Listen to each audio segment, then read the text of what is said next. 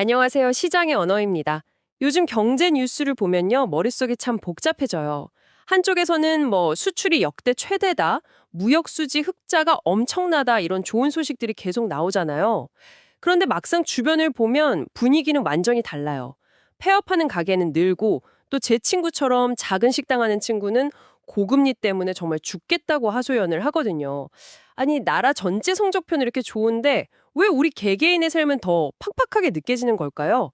오늘 이 기이한 현상, 이른바 K자형 성장의 실체를 한번 제대로 파헤쳐 보겠습니다. 우선 그 좋다는 성적표부터 한번 살펴볼까요?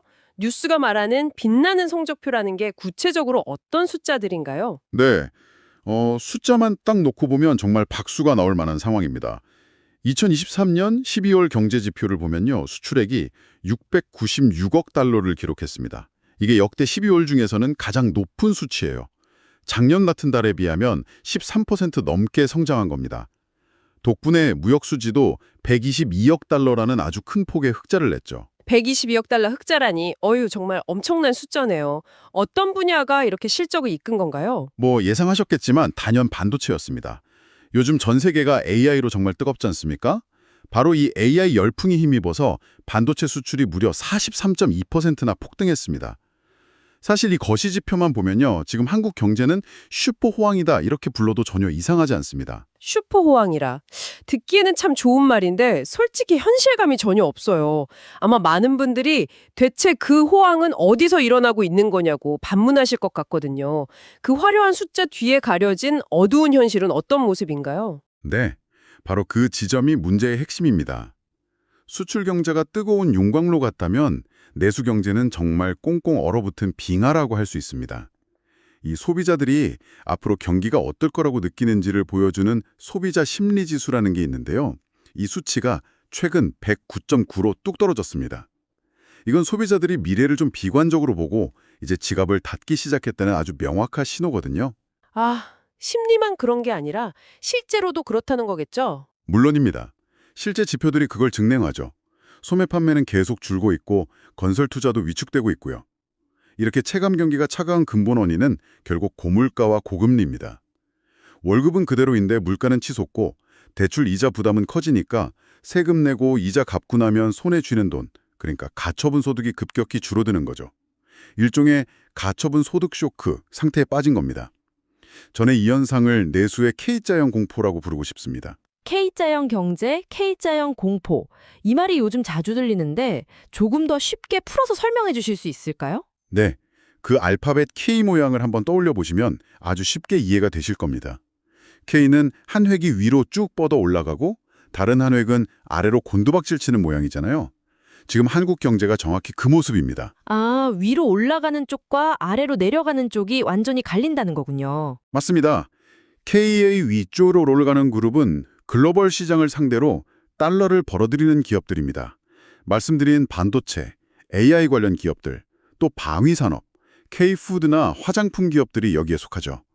반대로 K의 아래쪽으로 추락하는 그룹은 우리 주변에서 흔히 볼 수 있는 자영업자, 중소기업, 건설업, 그리고 사실상 대부분의 평범한 직장인들입니다. 일부 상위 그룹이 워낙 큰 성과를 내니까 전체 평균은 올라가는 것처럼 보이는 착시가 일어나지만 그 이면에서는 대다수가 무너져 내리고 있는 극심한 양극화. 이게 바로 K자형 경제의 본질인 거죠. 설명을 듣고 보니 더 답답해지네요. 예전에는 그래도 대기업이 잘 되면 그게 월급도 오르고 협력업체에도 돈이 돌고 그랬잖아요. 이른바 낙수 효과 말입니다. 근데 지금은 왜 그 효과가 전혀 작동하지 않는 걸까요? 그 많던 흑자는 다 어디로 사라진 겁니까? 낙수 효과가 실종된 이유는 크게 세 가지로 분석할 수 있습니다. 첫 번째가 바로 고용 없는 성장입니다. 특히 지금 우리 경제를 이끄는 반도체 산업의 특성을 봐야 하는데요. 반도체 공장은 사람이 아니라 최첨단 기계가 일하는 고도로 자동화된 장치 산업이거든요. 그래서 수출이 아무리 늘어도 과거 제조업처럼 일자리가 폭발적으로 증가하는 구조가 아닌 거죠. 그러니까 공장은 계속 돌아가는데 그 안에는 사람이 아니라 로봇만 가득하다 이런 말씀이시네요? 그렇죠. 그리고 두 번째 이유는 해외 투자 증가입니다. 삼성이나 현대차 같은 우리나라 대표 대기업들이 지금 어디에 공장을 짓고 있는지 한번 생각해 보세요. 미국 텍사스, 조지아, 이런 곳에 천문학적인 돈을 들여 공장을 짓고 있습니다. 미국 정부 보조금을 받기 위해서죠. 기업 입장에선 합리적인 선택이지만 국가 경제 전체로 보면 이익의 과실이 국내가 아니라 해외로 빠져나가고 있는 겁니다. 마지막 세 번째 이유는 뭔가요? 거나 임금을 올려주는 데 쓰지 않습니다. 대신에 그냥 현금으로 쌓아두기만 하는 거죠. 이걸 사내유보금이라고 부르고요. 돈이 기업 금고 안에서 잠자고 있으니 당연히 내수시장으로는 흘러 들어오지 않는 악순환이 반복되는 겁니다. 상황이 이렇게 복잡하게 얽혀 있군요. 그래도 뭔가 방법이 있지 않을까요? 정부나 한국은행이 기준금리라도 좀 내려서 얼어붙은 내수 경기를 살려야 하는 것 아닌가요? 바로 그 지점이 현재 한국 경제가 마주한 가장 풀기 어려운 딜레마입니다. 결론부터 말씀드리면 한국은행은 내수 경기를 살리고 싶어도 금리를 내릴 수가 없는 상황입니다. 왜죠? 자영업자나 대출 많은 분들은 지금 이자 때문에 너무 힘들어하는데 왜 금리를 못 내리는 겁니까? 결정적인 이유는 환율 때문입니다. 현재 원달러 환율이 1,450원 선을 위협하는 굉장히 높은 수준이거든요. 만약 이런 상황에서 한국이 미국보다 먼저 금리를 인하하면 어떻게 될까요? 더 낮은 금리를 주는 원화의 가치는 떨어지고 환율이 걷잡을 수 없이 폭등할 수 있습니다. 잠깐만요. 그게 그렇게 위험한 일인가요? 수출 기업들은 환율이 높으면 더 좋다고 하던데요. 그게 문제입니다.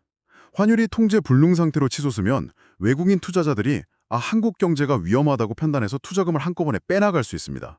그렇게 되면 우리는 1997년에 겪었던 IMF 외환 위기와 비슷한 상황에 처할 수도 있는 아주 위험한 시나리오로 이어질 수 있는 거죠. 그렇다고 금리를 동결하거나 올리자니 지금처럼 고금리로 인한 내수 침체는 계속될 수밖에 없고요. 사실상 이러지도 저러지도 못하는 외통수에 걸린 셈입니다. 말씀을 듣고 보니 정말 답이 없는 상황처럼 느껴지네요. 그럼 결국 2026년에도 이 고금리 상황은 계속될 가능성이 높다는 거군요. 맞습니다. 시장에서는 2026년에도 기준금리가 현재 수준인 2.5%에서 동결될 가능성이 매우 높다고 보고 있습니다. 이 말은 이제 정부나 중앙은행의 도움을 기대하기 어려운 각자 살아남아야 하는 각자 도생의 시대가 본격적으로 시작됐다는 뜻입니다. 그렇다면 그 각자 도생의 시대에 자산을 지키기 위해 구체적으로 어떤 전략을 세워야 할까요? 전략의 핵심은 생각보다 간단합니다. 철저하게 K자의 윗부분에 올라타는 겁니다. 내 자산 포트폴리오를 K자의 아랫부분에서 윗부분으로 옮기는 작업이 필요합니다. 구체적으로 사야 할 분야와 피해야 할 분야를 나눠서 말씀드리겠습니다. 네, 그게 가장 궁금합니다. 어떤 걸 사야 할까요? 첫째는 두말할 필요 없이 AI와 반도체 생태계입니다. 그런데 여기서 중요한 점은 삼성전자나 SK하이닉스 같은 대기업만 보는 게 아니라는 겁니다. 오히려 이를 대기업의 핵심 소재, 부품, 장비를 납품하는 이른바 소부장 강소기업들에 주목해야 합니다. 예를 들어 어떤 회사가 반도체 생산에 꼭 필요한 특정 화학물질을 독점 공급한다고 해보죠. 이 회사는 한국 내수 경기가 아무리 나빠져도 글로벌 AI 시장이 성장하는 한 함께 성장할 수밖에 없습니다.